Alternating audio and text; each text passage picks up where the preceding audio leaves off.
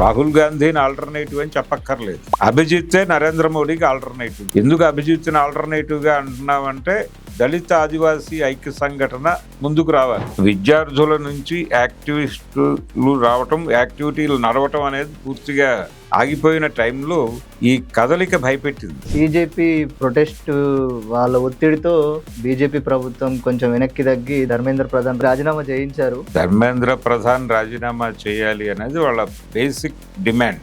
కొన్ని ప్రాంతాలలో నరేంద్ర మోడీ రాజీనామా డిమాండ్ కూడా నడిచింది. ఈ ఆల్టర్నేటివ్ లేనటువంటి ఒక స్తబ్దత క్రియేట్ అయిపోయిన టైంలో ఈ కాక్రోచ్ జనతా పార్టీ అనే పేరుతో వీళ్ళు జస్ట్ ఒక మాట చెప్తే అంతమంది కదిలి వచ్చేసే కండిషన్. దీన్ని విపరీతంగా ఓన్ చేసుకున్నారు. ప్రతి ఒక్కళ్ళు కదిలారు, వెళ్ళారు. రైతుల ఆందోళన జరిగినప్పటికంటే కూడా ఇది ఎక్కువ కదలిక కనిపించడానికి కారణం ఇది స్టూడెంట్ ఏరియాలో జరగటం. రెండోది, వాళ్ళు ఎప్పుడైతే లీకేజీ నుంచి సెకండ్ ఎగ్జామ్కి వెళ్తారో అక్కడ వాళ్ళు డిజైన్ చేస్తున్నటువంటి పేపర్లు ప్రపంచాన్ని భయపెట్టే లెవెల్లో ఉన్నాయి. కోర్టే భయపడింది. ఇలాంటి ప్రశ్నలు అడుగుతారా మీరు వాళ్ళని? బీజేపీ పార్టీ మన రాజకీయ పార్టీగా రావచ్చు అనుకోవచ్చా, లేదంటే వీళ్ళు ఏదైనా పార్టీలో అలైన్ అవ్వచ్చా? వాళ్ళు ప్రకటించడమే రాజకీయ పార్టీగానే ప్రకటించారు కదా, కాబట్టి అదొక పార్టీ ఉంది. ప్రజలు కూడా రాజీనామా ఒక్కటే సరిపోదు, ఇంకేదో కావాలి అని కోరుకున్నట్టే కనిపిస్తుంది సార్. అంటే ప్రధాన్ కాదు, ప్రధానే. బీజేపీలో మురళీ మనోహర్ జోషి కావచ్చు, అట్లాగే దాన్ని ఎన్నుకున్నటువంటి ఆర్ఎస్ఎస్ మోహన్ భగవత్ కూడా ఈ విద్యార్థుల ప్రొటెస్ట్కి కొంచెం సాఫ్ట్ కార్నర్ చూపిస్తూ మాట్లాడినట్టు ఉంది. ఎందుకు సార్? అంటే మోదీ మీద ఏమన్నా కొంచెం ఇంటర్నల్గా ఉన్నటువంటి వ్యతిరేకత అనుకోవచ్చు. ఇది కూడా ఇప్పుడు ఆ బాంబే లాబీకి గుజరాత్ లాబీకి మధ్య గొడవ ఉందని చెప్తున్న ఆర్గ్యుమెంట్లోనే భాగం ఇది. ఇప్పుడు ప్రధాని కూడా పాజిటివ్గానే మాట్లాడేట్టుగా విద్యార్థులు రిజర్వేషన్ అనే పేరుతో ఎందుకు చేస్తున్నారు ఈ గొడవ? యాంటీ రిజర్వేషన్ అనేది ఎందుకు యాక్సెప్ట్ కాదు ఈ దేశంలో అంటే, ఇది ఒక కుంటివాడిని కాళ్ళు ఉన్నవాడిని ఒకే లైన్ మీద నుంచోబెట్టి పరుగు పందెంలోకి పెట్టడం, క్రీమీ లేయర్ ని చూపించి మొత్తం అంతా అదే అయిపోయింది అని చెప్పడం తప్పు. ఇది మైనారిటీ మాత్రమే. భారతదేశం అనేది చాలా స్పష్టంగా కులవర్గ సమాజం. ఇక్కడ కులమే వర్గముగా ఆపరేట్ అవుతుంది అనే స్పృహతో వెళ్తూ అభిజిత్ దీప్కే అనేవాడే నరేంద్ర మోడీకి ఆల్టర్నేటివ్. బీజేపీలో నరేంద్ర మోదీ ప్రభావం అయితే కొంచెం తగ్గినట్టు కనబడింది సార్.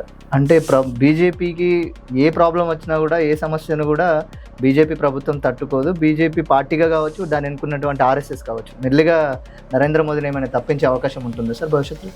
ఆయన ఈసారి ఉండనని చెప్పేశాడు. వాళ్ళు తప్పించే పరిస్థితి లేదు.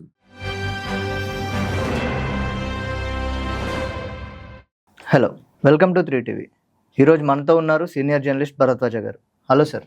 Hello sir. అయితే మొత్తం మీద బీజేపీ ప్రొటెస్ట్ వాళ్ళ ఒత్తిడితో బీజేపీ ప్రభుత్వం కొంచెం వెనక్కి తగ్గి ధర్మేంద్ర ప్రధాన్ రాజీనామానైతే చేసే స్థాయికి తీసుకొచ్చి రాజీనామా చేయించారు. అసలు దాని తర్వాత జరిగినటువంటి పరిస్థితులు కావచ్చు, ఆయన ప్లేస్లో వచ్చినటువంటి ఇంకొక మినిస్టర్ కావచ్చు, ఎలా ఉన్నాయి సార్ ఇప్పుడు పరిస్థితులు? అదంతా అంటే ప్రభుత్వం క్రైసిస్ మేనేజ్మెంట్ లో భాగంగానే ధర్మేంద్ర ప్రధాన్తో రాజీనామా చేయించింది. అయితే 25 రోజులు పైన డ్రాగ్ చేసే విషయాన్ని యాక్చువల్గా వాళ్ళు శిబిరం పెట్టినప్పటి నుంచి క్యాలిక్యులేట్ చేస్తే 25 రోజులు, కానీ అంతకు ముందు నుంచే ఇది నడుస్తోంది. ఓకే. ధర్మేంద్ర ప్రధాన్ రాజీనామా చేయాలి అనేది వాళ్ళ బేసిక్ డిమాండ్. అది ఢిల్లీలో ఆయన ఓపెనింగ్ జంతర్ మంతర్ దగ్గర మొదలుపెట్టిన కార్యక్రమంలోనూ ఆ నినాదం వచ్చింది, హైదరాబాద్లోనూ వచ్చింది, బెంగళూరులోనూ వచ్చింది, జైపూర్లోనూ నడిచింది. ప్రతి ప్రాంతంలోనూ ఆ డిమాండ్తోనే కూర్చున్నారు వీళ్ళు. కొన్ని ప్రాంతాలలో నరేంద్ర మోడీ రాజీనామా డిమాండ్ కూడా నడిచింది. ఓకే. అయితే ప్రధానంగా అతని మీదే కేంద్రీకరిద్దాం అనే మాట ఆయన అన్నాడు అభిజిత్. సరే, ఇలా నడుస్తున్నటువంటి క్రమంలో దీన్ని ఏదో పద్ధతిలో మనం పక్కకి నెట్టేయచ్చు అని అనుకున్నారు, కానీ ఆ కండిషన్ అలా కనిపించలేదు. ఓకే. విపరీతంగా జనాలు కనెక్ట్ అవుతున్నారు. రకరకాల, అంటే ఇది ఒక రకంగా చాలా మందిని ఇన్స్పైర్ చేసింది. ఈ జంతర్ మంతర్ అనేది అనేక మంది, అంటే ఎటువైపు వెళ్ళాలో అర్థం కాని వాళ్ళని ఇన్స్పైర్ చేసి తన వైపు లాక్కుంది. పర్టికులర్గా స్టూడెంట్ ఫోర్స్ కదలటం అనేది ఈ మధ్య కాలంలో లేదు. విద్యార్థుల నుంచి యాక్టివిస్టులు రావటం, యాక్టివిటీలు నడవటం అనేది పూర్తిగా ఆగిపోయిన టైంలో ఈ కదలిక భయపెట్టింది ప్రభుత్వాన్ని. పర్టికులర్గా బీహార్, యూపీల నుంచి స్టూడెంట్స్ విపరీతంగా వచ్చేసారు అక్కడికి. ఇది భయపెట్టింది. ఇలా లాభం లేదు అనుకున్నారు. నెమ్మదిగా ఇది దేశవ్యాప్త చర్చగా మారింది. అంటే అన్ని ఎలిమెంట్స్ ఇప్పుడు వీళ్ళని వాంటెడ్గా అంటే థియరిటికల్గా టార్గెట్ చేస్తున్నటువంటి ఫోర్సెస్ వచ్చి సంఘీభావం తెలియజేస్తున్నాయి. అవును సార్. వాళ్ళల్లో అందరూ ఉన్నారు. లెఫ్ట్ ఉన్నారు, లెఫ్ట్కి దగ్గరగా ఉండేవాళ్ళు ఉన్నారు. వాళ్ళందరూ వచ్చేసారు ఇక్కడికి. అంటే వాళ్ళు కూడా దీనిలో ఒక పాజిటివ్ ఇది చూశారు. ఈ కదలికని వీళ్ళ ద్వారా మనం మళ్ళీ అంటే ఇప్పుడు మొత్తం ఒక సెక్షన్కి ఈ రైట్ వింగ్ గ్యాంగ్ పర్టికులర్గా ఈ కమలం ని తప్పించటం సాధ్యమా కాదా అనేటువంటి ఒక కండిషన్ వచ్చేసింది మొన్న 3వ ఎన్నిక గెలుపు తర్వాత. వీళ్ళని కదపటం సాధ్యమయ్యే వ్యవహారం కాదు, ఇంకొక ఎన్నికకు కూడా వీళ్ళే గెలిచేలా ఉన్నారు. అంటే అసలు ఆల్టర్నేటివ్ లేని పరిస్థితి. ఈ ఆల్టర్నేటివ్ లేనటువంటి ఒక స్తబ్దత క్రియేట్ అయిపోయిన టైంలో ఈ కాక్రోచ్ జనతా పార్టీ అనే పేరుతో వీళ్ళు ఒక జస్ట్ ఒక మాట చెప్తే అంతమంది కదిలి వచ్చేసే కండిషన్. దీన్ని విపరీతంగా ఓన్ చేసేసుకున్నారు జనాలు. ఓన్ చేసుకున్నారు, ఇన్స్పైర్ అయ్యారు, ప్రతి ఒక్కళ్ళు కదిలారు, వెళ్ళారు. రైతుల ఆందోళన జరిగినప్పటికంటే కూడా ఇది ఎక్కువ కదలిక కనిపించడానికి కారణం ఇది స్టూడెంట్ ఏరియాలో జరగటం. దాంతో వీళ్ళతో రిలేట్ అయ్యి ఫ్యామిలీస్ కదిలినాయి, తల్లిదండ్రులు కదిలారు, డిప్రెషన్లో ఉన్నారు పిల్లలు. ఈ డిప్రెషన్ నుంచి బయటకు రావడానికి ఇది ఒక వే అవుట్గా కనిపించింది. అవును అవును సార్. ఇది వాంటెడ్గా తల్లిదండ్రులే పిల్లల్ని తీసుకొచ్చారు. ఇప్పుడు నువ్వు చదువు మీద కాన్సన్ట్రేట్ చేయి, ఈ ఉద్యమాలు లాంటి పిచ్చి మాటలు మాట్లాడకు అని తల్లిదండ్రులు పిల్లల్ని తిట్టిన పరిస్థితి చూసాం మనం. కానీ ఈ కాక్రోచ్ జనతా పార్టీ ప్రోగ్రామ్కి పిల్లల్ని పేరెంట్స్ లాక్కొచ్చారు. ఎందుకు లాక్కొచ్చారంటే వీళ్ళ ఇళ్లలో డిప్రెషన్తో అలా కూర్చుని విషాదంగా టీవీ చూడటం, విషాదంగా ఫోన్ చూస్తూ పడుకోవడం, భోజనాలు చేయకపోవడం, ఇలాంటి పరిస్థితులు చూసి భయం వేసింది వాళ్ళకి, ఏమైపోతారో వీళ్ళని. ఆత్మహత్యలు ఇవన్నీ ఈ వాతావరణం. అంటే ఈ పేపర్ లీకేజీ జరగటం వలన డబ్బులు పెట్టి కొన్నవాళ్ళు ఉన్నారు. ఏది లక్షలు పెట్టి, అవును లక్షలు పెట్టి పేపర్ కొని ఎగ్జామ్ రాస్తే అప్పులు చేసి ఆ ఎగ్జామ్ క్యాన్సిల్ అయిపోతే ఈ లక్షలు వెనక్కి ఇవ్వడు వాడెవడు. అవును, ఈ అప్పు కట్టాలి, మళ్ళీ కొత్త పరీక్షకి ప్రిపేర్ అవ్వాలి. అవును. అప్పుడు పేపర్ లీక్ అవుతుందో లేదో తెలియదు, కొనాలో కొనకూడదో తెలియదు, కొంటే మళ్ళీ అప్పు అవుతుంది. అవును. ఇలాంటి ఒక గందరగోళంలోకి విద్యార్థులు తల్లిదండ్రులు వెళ్ళిపోయారు. ఈ గందరగోళంలో నుంచి ఒక చిరాకు మొదలైంది. రెండోది, వాళ్ళు ఎప్పుడైతే లీకేజీ నుంచి సెకండ్ ఎగ్జామ్కి వెళ్తారో అక్కడ వాళ్ళు డిజైన్ చేస్తున్నటువంటి పేపర్లు ప్రపంచాన్ని భయపెట్టే లెవెల్లో ఉన్నాయి. కోర్టే భయపడింది, ఇలాంటి ప్రశ్నలు అడుగుతారా మీరు వాళ్ళని అని. అది పరిస్థితి. సో ఈ టెర్రరిస్టిక్ యాక్టివిటీ, ఈ అరాచకం, దీన్ని చూసి తల్లిదండ్రులు పిల్లలు అందరూ దీన్ని ఎలాగైనా సరే మనం ఒక నిరసన తెలియజేయాలి, వాయిస్ వినిపించాలి అని అసలు పార్టీలు ఐడియాలజీలు ఏమీ లేకుండా వచ్చేసారు. వాళ్ళు ఏ పని చేసినా వాళ్ళు ఆ కోపంలో నుంచి కొన్ని మిస్టేక్స్ జరిగినాయి. అక్కడ చాలా పాజిటివిటీ ఏంటంటే రోజు ఆ ప్రాంతాన్ని వాళ్లే క్లీన్ చేసుకునేవాళ్ళు, వాలంటీర్లు. అవును సార్. దాన్ని చాలా పద్ధతిగా మెయింటైన్ చేయాలనుకున్నారు, చేశారు. కానీ ఆ క్రమంలో కొన్ని జరిగినాయి, వాటిని హైలైట్ చేసి వీళ్ళు అసలు ఇంత దుర్మార్గం చేశారు అని చెప్పడం. అంటే ప్రజాధనం దుర్వినియోగం అయిపోతుంది అని ప్రమోట్ చేయటం. సీసీ కెమెరాలు బాగలగొట్టాడు ఎవరో కుర్రాడు, అది స్నాప్ తీసి ప్రజల ఆస్తులు ధ్వంసం చేస్తున్న విద్యార్థులు. అంటే ఇప్పుడు ప్రభుత్వం మీద ఒక ఆగ్రహంతో ఒక కార్యక్రమం జరుగుతున్నప్పుడు ప్రభుత్వం కళ్ళు తెరిపించడం కోసం ప్రభుత్వ ఆస్తుల మీద ధ్వంసం జరుగుతుంది. జరిగినప్పుడు అది ప్రజల ఆస్తి అనే విషయం వీళ్ళకి తెలుసు. మరి ప్రజల ఆస్తి, ప్రభుత్వం కూడా ప్రజల పరంగా పనిచేయాలి కదా. ప్రభుత్వం అనేది అదేదో ఒక సూపర్ న్యాచురల్ పవర్ ఏం కాదు కదా. అది ప్రజలు ఎన్నుకుంటే ప్రభుత్వం అయింది. అవును సార్. మరి ప్రజానుకూల విధానాలు కాకుండా నీ అనుకూల విధానాలు నువ్వు చేసుకుంటూ నీ స్వార్థం ప్రకారం నువ్వు నడుస్తూ ఉంటే దాన్ని బద్దలు కొట్టడానికి ఇవే చేస్తారు జనాలు. అప్పుడు వాటిని ప్రజల ఆస్తులుగా చూడరాళ్ళు. Yes yes sir. అట్లాగే ధర్మేంద్ర ప్రధాన్ రాజీనామా చేసిన తర్వాత కూడా సీజేపీ యొక్క ప్రభావం కనిపిస్తూనే ఉంది. అండ్ ఈ ఇథనాల్ మీద ఇంకొక పార్టీ వచ్చింది, ఇంకా రకరకాల ఈ రిజర్వేషన్ అన్ని రకరకాల వాటి మీద ఒక ఆందోళన చేపట్టడానికి వీళ్ళందరూ కొన్ని గ్రూపులుగా చేరి అది చేస్తున్నారు. అంటే ఈ సీజేపీ తీసుకొచ్చినటువంటి ఈ చైతన్యం కావచ్చు, ఈ యూత్ కావచ్చు, సీజేపీ పార్టీ మన రాజకీయ పార్టీగా రావచ్చు అనుకోవచ్చా, లేదంటే వీళ్ళు ఏదైనా పార్టీలో అలైన్ అవ్వచ్చా?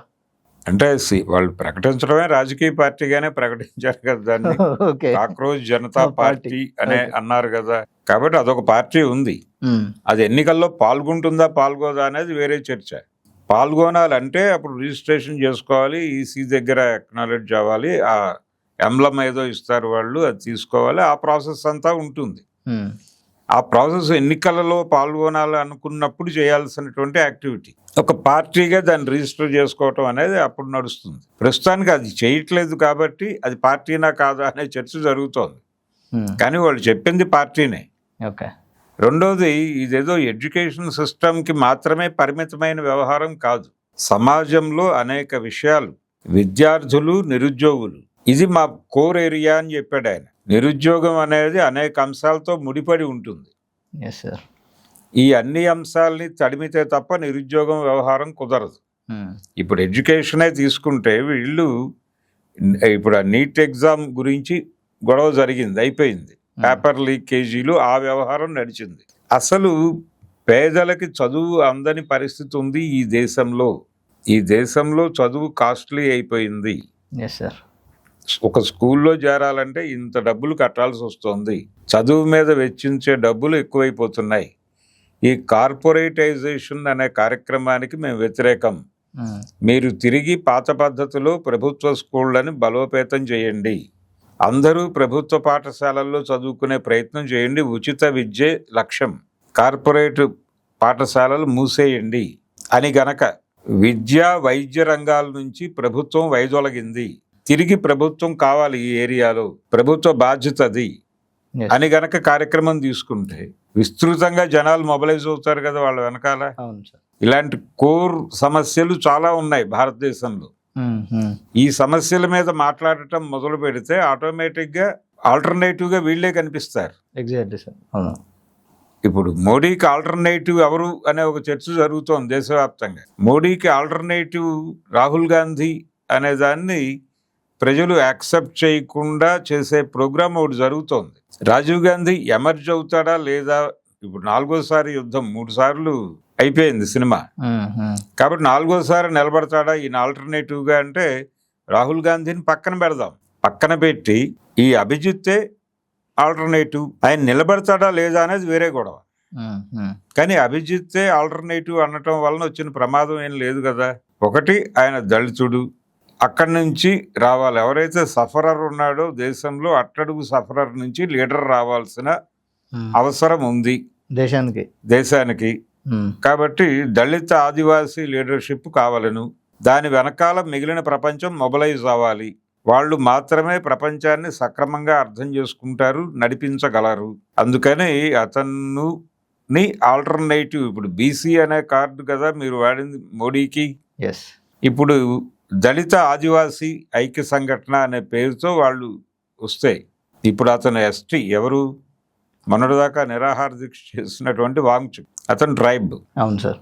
ఆదివాసీ దళిత ఐక్యత ఈ దేశానికి నాయకత్వం వహిస్తుంది అంటే ఏమిటి పరిస్థితి? అదే ఆల్టర్నేటివ్ అని కనుక ప్రపంచం అంతా నమ్మితే, మోడీకి ఆల్టర్నేటివ్ ఎమర్జ్ అయింది ఈ ఉద్యమం నుంచి. దాన్ని సరిగ్గా అర్థం చేసుకుని జనంలోకి తీసుకెళ్ళగలిగితే మిగిలిన ఇప్పుడు నిర్బంధాల వలన లేకపోతే రకరకాల వీటి వలన పక్కకి జరిగిపోయినటువంటి సమూహాలన్నీ కూడా యునైట్ అయ్యి వీటి వెనకాల మొబిలైజ్ అయితే తమ ఉనికి ప్రశ్నార్థకం అవుతుంది దేశంలో అనే విషయం వాళ్ళకి అర్థమైంది. అందుకని కాక్రోచ్ జనతా పార్టీ కార్యక్రమాల్లో పాల్గొన్న వాళ్ళ మీద దాడులు మొదలైనాయి. ఎస్ఎఫ్ఐ సిపిఎంకి చెందినటువంటి స్టూడెంట్ ఫ్రంట్ ఎస్ఎఫ్ఐకి చెందిన నాయకురాలను అరెస్ట్ చేయడానికి వెళ్ళారు. ఆయేషా ఘోష్ సిపిఎం ఆఫీస్కి వెళ్ళారు. అక్కడ అనుకోకుండా ఉన్నటువంటి రాజ్యసభ సభ్యుడు ఒక ఆయన అడ్డం పడి గొడవ చేసి, మీరు పర్మిషన్ లేకుండా ఎలా వస్తారు లోపలికి అని గొడవ చేసి, మీరు వారెంట్ గట్రా తీసుకుని రండి అప్పుడు మాట్లాడదాం అన్న తర్వాత వెనక్కి తగ్గారు. ఈ పద్ధతిలో దాడులు దేశవ్యాప్తంగా జరిగే అవకాశం ఉంది అనేది వినిపిస్తున్న మాట. ఇది చేస్తే ఇంకా ఇబ్బందులకి గురవుతారు వాళ్ళకి అర్థం కావట్లేదు. ఈ నిర్బంధం అన్ని శక్తుల్ని ఒకటి చేస్తుంది. ఒకవైపు ఆల్రెడీ ఉన్న నిర్బంధం నుంచి వీళ్ళందరూ దగ్గరకు వస్తున్నారు, మరింత దగ్గర చేయటం కోసం వీళ్ళు దాడులు ముమ్మరం చేస్తున్నారు. ప్రజలు కూడా రాజీనామా ఒక్కటే సరిపోదు, ఇంకేదో కావాలి అని కోరుకున్నట్టే కనిపిస్తుంది సార్. అంటే ప్రధాన్ కాదు ప్రధానే, ఓకే ప్రధాన్ కాదు ప్రధానే అసలు ఎజెండా అనేదే మాట్లాడుకుంటున్నారు. సార్ కాబట్టి ప్రధాని తప్పించుకోవటానికి ప్రధాన్ని బలిపెట్టాడు అనే మాట కూడా ఉంది. సార్ దీన్ని ఇంకొక యాంగిల్లో తీసుకొచ్చి ఒక గందరగోళం రేపే ప్రయత్నం కూడా కొంతమంది మేధావులు చేస్తున్నారు. అంటే ఇది ఇప్పుడు క్రోనీ క్యాపిటలిజం అనే మాట కూడా వాడుతున్నారు విస్తృతంగా. ఏం లేదు, అధికారాన్ని వ్యాపారానికి వాడుకోవటమే. అది చేస్తున్నారు ఆల్రెడీ. అది ఇప్పుడేంటి, మనం లిబరలైజ్డ్ ఎకానమీ వచ్చినప్పటి నుంచి జరుగుతున్న పని అదే. రాజకీయ వ్యాపారం జరుగుతోంది దేశంలో. రాజకీయం అనేది వ్యాపారంగా మారిపోయింది. ఇప్పుడు రాజకీయ వ్యాపారమే. ఇదివరకు రాజకీయాలు వ్యాపారము చట్టాపట్టాలు వేసుకుని నడుస్తున్నాయి అనేవాళ్ళు. ఇప్పుడు స్ట్రైట్ అవే పాలిటిక్సే బిజినెస్ గా మారిపోయిన పరిస్థితి. సో దీన్నే క్రోనిక్ క్యాపిటలిజం అంటున్నారు వాళ్ళు. అంటున్నప్పుడు గుజరాత్ లాబీ విపరీతంగా లాభాలు తినేస్తోంది దేశవ్యాప్తంగా. దీనికి బాంబే లాబీ హర్ట్ అయి బాంబే లాబీ దీని మీద దాడి చేస్తోంది. ఆ దాడి ఈ కాక్రోచ్ మూమెంట్ వెనకాల ఈ లాబీ కూడా పనిచేస్తోంది అనేటువంటి అభిప్రాయాన్ని స్ప్రెడ్ చేయడానికి ఒక ప్రయత్నం జరుగుతోంది. అది ఇంటర్నల్ స్ట్రగుల్ క్యాపిటలిజంలో. కాబట్టి మనం దీన్ని కొంచెం జాగ్రత్తగా హ్యాండిల్ చేయాలి, గమనించాలి అని కొంతమంది లెఫ్ట్కి సలహాలు ఇచ్చే మేధావి వర్గం ఒక ఆర్గ్యుమెంట్తో సోషల్ మీడియాలో తిరుగుతోంది. అంటే ఇదొక గందరగోళం రేపే వ్యవహారం. స్ట్రైట్గా ఈ ఆలోచనలన్నీ పక్కన పెట్టి ఎవడైతే ఈ దేశంలో సఫరర్ ఉన్నాడో వాడి నాయకత్వంలో జనాలు మొబలైజ్ అవుతున్నారు అన్నంత వరకే స్ట్రైట్గా చూసి విషయాన్ని, ఆ మొబలైజేషన్ ఒక చోటకి చేరటానికి ఏం కావాలో ఆ ప్రాతిపదికన ఏర్పాటు చేస్తే నరేంద్ర మోడీకి ఆల్టర్నేటివ్ తయారవుతుంది. ఇప్పుడు రాహుల్ గాంధీని ఆల్టర్నేటివ్ అని చెప్పక్కర్లేదు, అభిజిత్తే నరేంద్ర మోడీకి ఆల్టర్నేటివ్. అంతేనా సార్? రాహుల్ గాంధీ పక్కకి వెళ్ళిపోయినట్టేనా అంటామండి. ఏమిటి ప్రాబ్లం? ఆయన నిలబడితే నిలబడతాడు, ఓకే, నిలబడకపోతే పక్కకి వెళ్ళిపోతాడు. ఆ స్ఫూర్తితో ఇంకెవడో వస్తాడు. కానీ ఈ దేశానికి ఎందుకు అభిజిత్ గురించి మాట్లాడుతున్నాం, ఎందుకు అభిజిత్ని ఆల్టర్నేటివ్గా అంటున్నామంటే దళిత ఆదివాసీ ఐక్య సంఘటన ముందుకు రావాలి, అది నడపాలి దేశాన్ని. అది నడిపేలాగా ఒక మాట, ఒక సింబల్గా అతన్ని తీసుకుంటే అతను కాకపోతే ఆ సమూహం నుంచి ఇంకొకళ్ళు వస్తారు. దాన్ని ప్రమోట్ చేయాల్సిన అవసరం అయితే, ఆ బాధ్యత అయితే ఉంది. సార్ అట్లాగే బీజేపీ గనక చూసుకుంటే బీజేపీలో మురళీ మనోహర్ జోషి కావచ్చు, అట్లాగే దాన్ని ఎన్నుకున్నటువంటి ఆర్ఎస్ఎస్ మోహన్ భగవత్ కూడా ఈ విద్యార్థుల ప్రొటెస్ట్కి కొంచెం సాఫ్ట్ కార్నర్ చూపిస్తూ మాట్లాడినట్టు ఉంది. ఎందుకు సార్? అంటే బీజేపీ మోదీ మీద ఏమన్నా కొంచెం ఇంటర్నల్ గా ఉన్నటువంటి వ్యతిరేకత అనుకోవచ్చు, ఇంకేదైనా అనుకోవచ్చు? ఇది కూడా ఇప్పుడు ఆ బాంబే లాబీకి గుజరాత్ లాబీకి మధ్య గొడవ ఉందని చెప్తున్న ఆర్గ్యుమెంట్ లోనే భాగం ఇది కూడా. ఇది నాగ్పూర్ సెంటర్, ఇది మహారాష్ట్ర లాబీ కంట్రోల్లో ఉంది. వీళ్ళు గుజరాత్ దూకుడుతనానికి వ్యతిరేకంగా ఉన్నారు. ఆర్ఎస్ఎస్ నుంచి ఇలాంటి పాజిటివ్ స్టేట్మెంట్లు రావడానికి కారణం ఇదే అనే అభిప్రాయం కూడా ఉంది. కానీ ఒక ఏరియాలో వాళ్ళు కొంచెం హ్యూమన్ ఫేస్తో కూడా ఒక డ్రామా నడుపుతారు. ఇప్పుడు ప్రధాని కూడా పాజిటివ్ గానే మాట్లాడేట్టుగా విద్యార్థులు, అవును సార్, ఫ్రెండ్స్ అంటూ ఆయన అర్ధరాత్రి విడుదల చేస్తున్న వీడియోలో చాలా ఫ్రెండ్లీ మూడ్ తో మాట్లాడాడు కదా. అవును సార్, బ్రో అనే పరిస్థితుల్లో. అవును, నేను కూడా జంజీనే అన్న టోన్లో మాట్లాడాడు ఆయన. కాబట్టి ఇది హక్కును చేర్చుకోవటంలా కనిపిస్తోంది, కానీ ఇది ధృతరాష్ట్ర కౌగిలి. ఓకే. ధృతరాష్ట్ర కౌగిలేనా సార్ ఇది? ఓకే. ఆ కాన్షియస్నెస్ ఉండాలి. ఇప్పుడు ఇక్కడ వాళ్ళ ఇంటర్నల్ గొడవే అయినప్పటికీ ఆ టోటల్గా దాన్ని అవాయిడ్ చేయటం మంచిది. పోనీ వాళ్ళ ఇంటర్నల్ గొడవే, వాళ్ళల్లో వాళ్ళు కొట్టుకున్న ఏదైనా కానివ్వండి, కానీ ఇక్కడ గ్రౌండ్లో కొన్ని రియాలిటీస్ ఉన్నాయి. ఆ రియాలిటీస్ని యాక్సెప్ట్ చేయాలి. ఆ రియాలిటీస్ ఒక ప్రత్యామ్నాయంగా రూపొందటానికి మనం ఏం చేయగలం అనే ప్రోగ్రాం మర్చిపోయి ఇదేదో వాళ్ళు ఇంటర్నల్ గొడవ, ఆ గొడవలో భాగంగానే ఇవన్నీ అనుకుంటే గనక అసలు అన్నిటికీ దూరం అవుతారు. ఇది స్టేట్ చేస్తున్నటువంటి కాన్స్పిరసీ అనుకుంటాను. ఈ ఆర్గ్యుమెంట్లు రేపుతున్న వాళ్ళందరూ వెనకాల ఒక చీలికి తీసుకొచ్చేస్తే కొంత సుఖంగా ఉండొచ్చు. ఇదంతా ఇప్పుడు చాలా సందర్భాల్లో చాలా కమ్యూనిస్ట్ పార్టీల్లో యాక్టివ్గా పనిచేసి యోధులుగా అనిపించుకున్న వాళ్ళు, నిర్బంధాన్ని అనుభవించిన వాళ్ళు కూడా అస్తిత్వవాద ఉద్యమాలు మొదలైనప్పుడు దళితవాదం, స్త్రీవాదం వాటి గురించి మన అభిప్రాయాలు చెబుతూ ఒక సెమినార్ ఏదైనా పెడితే బాగుంటుంది అంటే, దళితవాదం, స్త్రీవాదం ఇవన్నీ కడుపు నిండిన వాదాలు అని ఒక స్వీపింగ్ కామెంట్ చేయటం నేను చూశాను. Okay okay. దాని ద్వారా ఎంత నష్టం జరిగిందో తర్వాత వాళ్ళకి అర్థమైంది.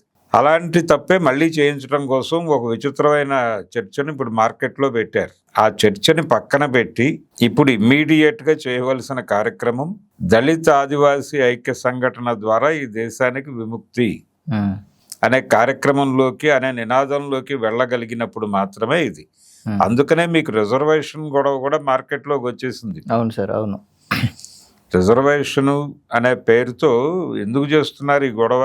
యాంటీ రిజర్వేషన్ అనేది ఎందుకు యాక్సెప్ట్ కాదు ఈ దేశంలో అంటే, రిజర్వేషన్ వ్యవస్థను ఎందుకు తీసుకొచ్చాడు ఆయన? ఇది ఒక కుంటివాడిని, కాళ్ళు ఉన్నవాడిని ఒకే లైన్ మీద నుంచోబెట్టి పరుగు పందెంలోకి పెట్టడం. ఓపెన్ కాంపిటీషన్ అంటే ఒక దళితుడికి, ఒక కింది కులము అని అంటున్నాం కానీ కూలీ కులమే అది. కూలి పనులు చేసుకునే కమ్యూనిటీలో పుట్టినటువంటి పిల్లవాడికి వాళ్ళు నిరక్షరాస్యులై ఉంటారు. వాడికి అక్షరాస్యత అనేది స్కూల్కి వెడితే తప్ప సాధ్యం కాదు. ఇంట్లో బ్రాటప్ నుంచి, వాడు పుట్టిన దగ్గర నుంచి జ్ఞాన ప్రసరణ చెయ్యరు వీళ్ళు. అంటే వాళ్ళు మట్టి పిసుకుతూ ఉంటారు, ఆ పని వస్తుంది వాడికి. తల్లిదండ్రులు చేస్తున్న పనుల నుంచే నేర్చుకుంటారు పిల్లలు. వాడికి వాళ్ళ నాన్న పార కొడుతూ ఉంటే అది ఇన్స్పైరింగ్గా కనిపిస్తుంది. వీడు కూడా ఆ పార పట్టుకుని కొట్టడానికి ట్రై చేస్తాడు, నేర్చుకునే ప్రయత్నం చేస్తాడు. ఇక్కడ ఒక బ్రాహ్మణులలో పుట్టిన పిల్లవాడికి వాళ్ళు బ్రాటప్ నుంచి పద్యాలు నేర్పుతారు. వాడికి మాటలు వస్తున్నాయి అనగానే పద్యాలు నేర్పుతారు, రైమ్స్ నేర్పుతారు, ఏబిసిడీలు నేర్పుతారు. వాడు ఆల్రెడీ బోల్డ్ ట్రైన్ అయిపోయి ఉంటాడు. ఇప్పుడు ఆ ఎల్కేజీ, యూకేజీ తాలూకా గొడవ అంతా వాడికి ఇంట్లోనే ఫీడ్ అయిపోతుంది స్కూల్కి వెళ్ళే నాటికే. వీడు స్కూల్కి వచ్చిన తర్వాత చదువు అనగానేమి అనేది తెలుసుకోవటం మొదలు పెడతాడు. అవును సార్. ఆ ఐక్యూ గ్యాప్స్ ఉంటాయి వీళ్ళ మధ్య. దాన్ని దృష్టిలో పెట్టుకునే చూడాలి విషయాల్ని అనేది రిజర్వేషన్ ఉద్దేశం. సామాజిక పరిస్థితుల్లో దారుణమైన మార్పు వచ్చేసింది. ఇప్పుడు అందరూ పట్టణాలకు వచ్చేసారు. మీ పక్క ఇంట్లో కులం ఏంటో మీకు తెలుసా? తెలియదు కదా. వాడు దళితే అయి ఉంటాడు, మీకంటే ఎక్కువ డబ్బులు ఉంటాయి వాడి దగ్గర. వాడు లావిష్ కార్లో తిరుగుతూ ఉంటాడు, అదేది BMW వేసుకుని తిరుగుతూ ఉంటాడు. వాడు దళిత్ అని మీకు తెలియదు. నిజమే కావచ్చు. అయినప్పటికీ ఇక్కడ గమనించాల్సింది ఏంటంటే, ఒక దళిత్ ధనవంతుడు ఓపెన్గా తన డబ్బుని ఎగ్జిబిట్ చేయలేడు, ఒక పరిశ్రమ పెట్టలేడు. వాడు ఈ డబ్బులు ఒక అగ్రకులం వాడితో కలిసి ఇన్వెస్ట్ చేస్తాడు. వాడి ప్రాజెక్ట్లో వీడు డబ్బులు పెడతాడు. అదే నడుస్తుంది. జాగ్రత్తగా గమనిస్తాయి. అంటే వాళ్ళు ఒక బ్రాండ్ని జనంలోకి తీసుకెళ్ళలేరు. ఇప్పుడు వాళ్ళ శ్రమని బ్రాండ్గా మార్చి వాడుకున్న అగ్రకులాల వాళ్ళు ఉన్నారు. ఇప్పుడు చెప్పుల కంపెనీలు కావచ్చు, లేకపోతే మరొకటి కావచ్చు, ఆ ఇన్వెస్టర్ అగ్రకులం వాడు అయి ఉంటాడు. వీళ్ళని వాడేసుకుంటాడు అక్కడ. ఇలాంటి దారుణాలు అంటే ఈ రిజర్వేషన్ల ద్వారా ప్రభుత్వ ఉద్యోగాలు, ఐఏఎస్లు, ఐపీఎస్లు రావడం ద్వారా డబ్బులు ప్రొక్యూర్ అయిపోయిన దళితులు కూడా వాళ్ళ డబ్బుల్ని అగ్రకులాల వాళ్ళ దగ్గర పెట్టుబడిగా పెట్టడం నాకు తెలుసు. వాళ్ళంతటి వాళ్ళు ఎంటర్ప్రైన్యూర్స్ కాలేరు, ఇన్ ది సేమ్ టైం ఒక దూకుడుగా వెళ్లే కండిషన్లోనూ వాళ్ళు లేరు. అక్కడ కూడా యుద్ధం చేయాల్సి ఉంటుంది. ఆ యుద్ధాన్ని అవాయిడ్ చేద్దామనే ప్రయత్నంలోనే ఉంటారు వీళ్ళు. అంటే భయం, ఈ స్ట్రక్చర్ పట్ల ఆ భయం ఉంది వాళ్ళల్లో. మనం చేయలేము, మన వల్ల ఏ పని కాదు అనే భయం ఉంది. ఇప్పటికీ గ్రామాల్లో మాలపల్లెలు, మాదిగూడాలు ఉన్నాయి. అవి ఉన్నంత కాలం ఇదేదో క్రీమీ లేయర్ అనే ఆర్గ్యుమెంట్ తప్ప, ఈ క్రీమీ లేయర్ ని చూపించి మొత్తం అంతా అదే అయిపోయింది అని చెప్పడం తప్పు. ఇది మైనారిటీ మాత్రమే. ఈ మైనారిటీని చూపించి మెజారిటీ మీద దాడి చేయటం అనే కార్యక్రమం బలంగా జరుగుతోంది. అంటే దళితులు ఒక ఫోర్స్గా తయారైతే కొంప మునిగిపోతుంది అనే భయం ఉంది వీళ్ళకి. దళిత ఆదివాసీలు గనక మొబలైజ్ అయితే, అంటే ఒక క్లియర్ కట్ అధ్యయనం ఏంటంటే, ఈ దేశంలో దళిత ఆదివాసీ మైనారిటీ ఓట్ బ్యాంక్ కన్సాలిడేట్ అయితే వీళ్ళ వెనకాల ఉన్న వీళ్ళకి వస్తున్నటువంటి ఓట్ల కంటే అవి ఎక్కువ. భారతీయ జనతా పార్టీ జాతీయ స్థాయిలో సాధించగలుగుతున్న ఎన్డీఏ కూటమి సాధిస్తున్నటువంటి ఓట్ బ్యాంక్ అంటే వాళ్ళది పెద్దది. అది కన్సాలిడేట్ కాకుండా చూడాలి, దాన్ని భయంలో ముంచాలి అని ఈ యాంటీ రిజర్వేషన్ ఉద్యమము దీన్ని ఎక్కువగా రూటెడ్ గా జనంలోకి తీసుకెళ్లడం వెనకాల ప్రోగ్రామ్ అది. అందుకని దీనికి వ్యతిరేకంగా కూడా కాక్రోచ్ ఉద్యమం మాట్లాడాలి. జై భీమ్ అనడం వెనకాల ప్రోగ్రామ్ అదే. కాబట్టి ఇది భారతదేశం అనేది చాలా స్పష్టంగా కులవర్గ సమాజం. ఇక్కడ కులమే వర్గముగా ఆపరేట్ అవుతుంది అనే స్పృహతో వెళ్తూ అభిజిత్ దీప్కే అనేవాడే నరేంద్ర మోడీకి ఆల్టర్నేటివ్. ఒక ఆదివాసీ నాయకుడిని ప్రమోట్ చేసి వాళ్ళిద్దరి నేతృత్వంలో ఈ దేశం నడుస్తుంది అని చెప్పడానికి పెద్దగా మొహమాట పడాల్సినటువంటి అవసరం ఎవరికీ లేదు. ఇదే ఈ cockroach Janata party after Jantar Mantar కార్యక్రమం కావాల్సి ఉంది. సార్, అట్లాగే బీజేపీలో నరేంద్ర మోదీ ప్రభావం అయితే కొంచెం తగ్గినట్టు కనబడింది సార్. అంటే బీజేపీకి ఏ ప్రాబ్లం వచ్చినా కూడా, ఏ సమస్యను కూడా బీజేపీ ప్రభుత్వం తట్టుకోదు. బీజేపీ పార్టీగా కావచ్చు, దాన్ని ఎన్నుకున్నటువంటి ఆర్ఎస్ఎస్ కావచ్చు, మెల్లిగా నరేంద్ర మోదీని ఏమైనా తప్పించే అవకాశం ఉంటుందా సార్ భవిష్యత్తులో? ఆయన ఈసారి ఉండనని చెప్పేశాడు.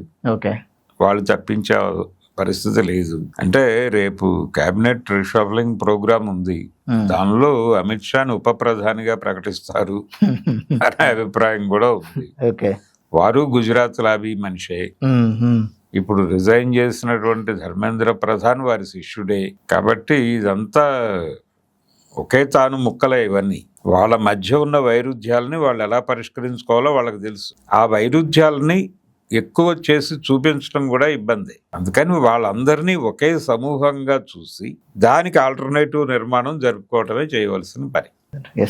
సో ఇది నార్మల్గా సిజేపీ పార్టీ తీసుకొచ్చినటువంటి చైతన్యం కావచ్చు, రాజకీయ మార్పులు కావచ్చు, భవిష్యత్తులో అలాగే ఎస్సీ ఎస్టీ బీసీ మైనార్టీలు అందరూ ఏకమై ఒక కొత్త నాయకత్వాన్ని భారతదేశానికి అవసరం ఉంది అని చెప్పేసి సార్ అంటున్నారు. Thank you sir, thank you so much. Thank you.